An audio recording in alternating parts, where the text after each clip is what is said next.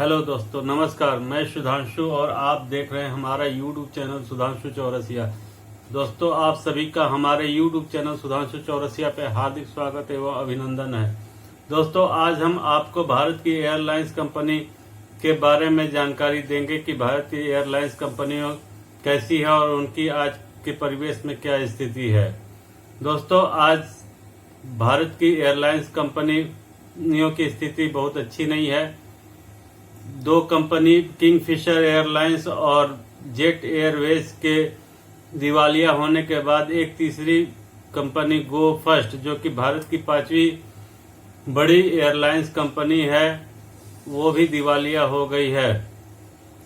गो first क्यों दिवालिया हुई है, इसके बारे में जानकारी देने से पहले मैं गो फर्स्ट के बारे में, कंपनी के इतिहास के बारे में आप सभी को थोड़ी सी जानकारी देना चाहता हूं। गो एयरवेज किसकी कंपनी है?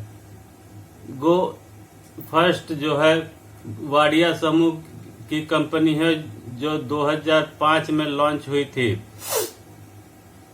और एविएशन के क्षेत्र में ये कंपनी कदम रखी।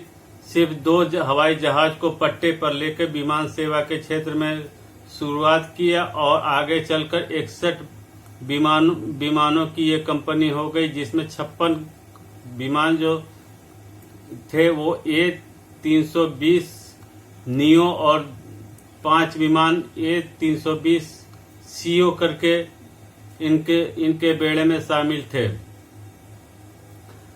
2005 में ये कंपनी गो एयर के नाम से लॉन्च हुई थी, जो आगे चलकर रीब्रांडिंग होकर गो फर्स्ट के नाम से हो गई। जेट एयरवेज और किंगफिशर के दिवालिया होने में वित्तीय गड़बड़ी और साथ में फंड की क्राइसिस की वजह से ये दोनों कंपनी दिवालिया हुई। लेकिन गो फर्स्ट के दिवालिया होने में वित्तीय गड़बड़ी नहीं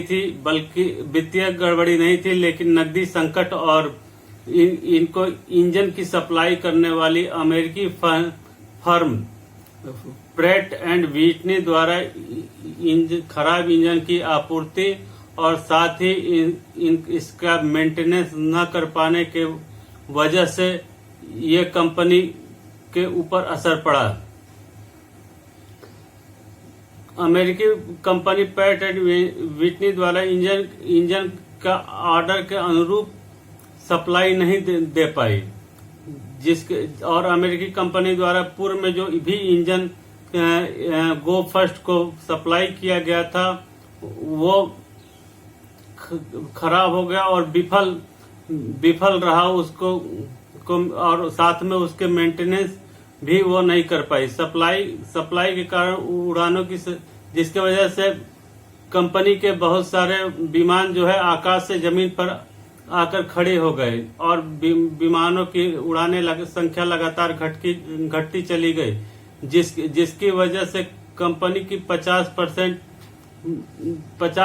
से ज्यादा विमान खड़ी रही। अमेरिकी कंपनी खराब इंजन के मरम्मत एवं पार्ट्स भी उपलब्ध कराने में नाकाम रही और उड़ानों की घटती संख्या की वजह से कंपनी का इनकम भी घट गया।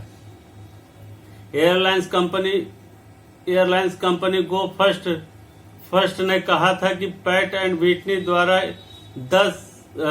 27 अप्रैल 2023 को 10 स्पेयर लीज इंजन और 10 इंजन की सप्लाई का ऑर्डर था, लेकिन उसे की भी आपूर्ति करने में नाकाम रही, जिसके वजह से कंपनी की इनकम लगातार घटती चली गई और company cash and carry mode में आ गई। यानी जितनी फ्लाइट संचालित करनी है कंपनी को, उसके लिए डेली पेमेंट करना ही होगा। कंपनी ने दिवालिया होने के लिए जो आवेदन दिया था उसके अनुसार 6527 करोड़ का कर्ज कंपनी पर हो गया। एक तरफ जहां अमेरिकी कंपनी प्रैट एंड व्हिटनी द्वारा इंजन एवं स्पेयर की सप्लाई रोक दिया गया, वहीं दूसरी तरफ कंपनी के ऑपरेशनल क्रेडिट के पेमेंट में भी चूक गई।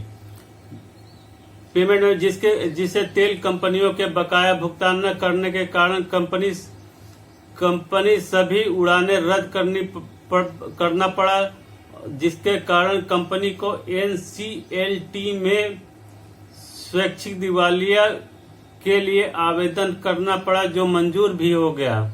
और इस फैसले के बाद गो फर्स्ट के मैनेजमेंट और बोर्ड ऑफ डायरेक्टर को भंग कर दिया गया।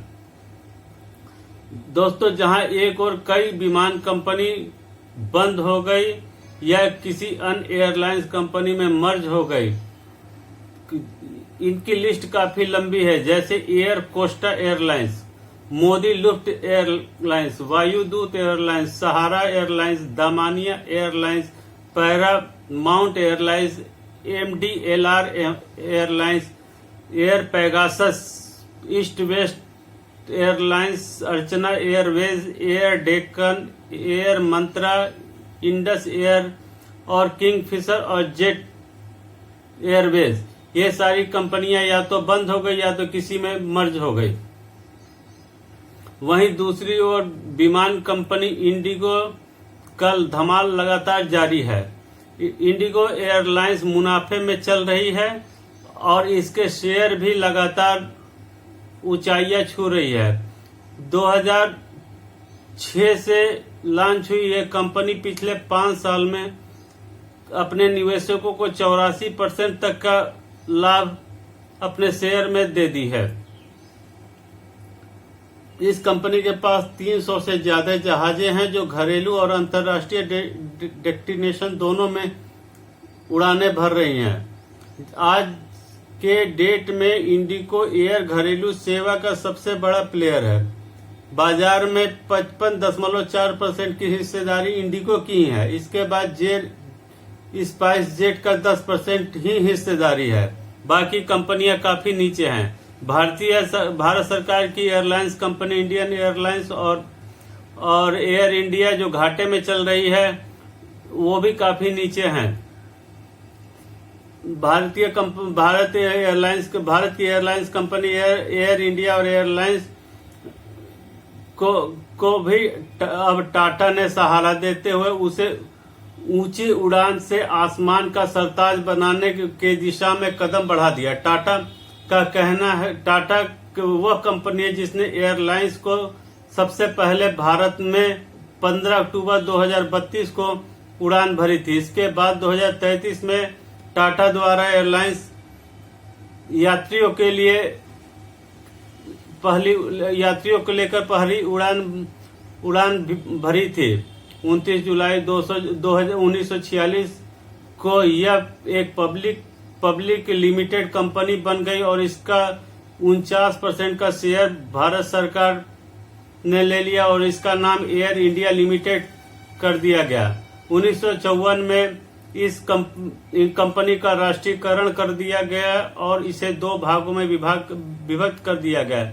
एक इंडियन एयरलाइंस जो डोमेस्टिक सेवा के लिए थी और एक एयर इंडिया जो इंटरनेशनल सेवा के लिए थी। सन 2000 तक तो ये कंपनी लगातार मुनाफे में थी, लेकिन 2001 में पहली बार 57 करोड़ के घाटा दिखाई इंडियन एयरलाइंस और एयर इंडिया ने। उसके बाद ये कंपनी लगातार घाटे में ही चल रही है, जिसके बाद सरकार ने इसे बेचने का मन बनाया और टाटा ग्रुप ने फिर इसको लेने के लिए आवेदन दिया और बोली लगाई। सन 2022 में कंपनी टाटा ग्रुप में वापस आ गई। तो भारतीय विमान सेवा के बारे में यह जानकारी आप सभी को कैसी लगी, कमेंट बॉक्स में लिखकर अवश्य बताएं। साथ ही अगर हमारे वीडियो को अभी तक सब्सक्राइब नहीं किए हैं तो कृपया नीचे कमेंट बॉक्स में नीचे सब्सक्राइब बटन पे जाकर अवश्य दबाएं, जिससे कि इस तरह की जानकारियों का वीडियो आप तक पहुंच सके। धन्यवाद, नमस्कार।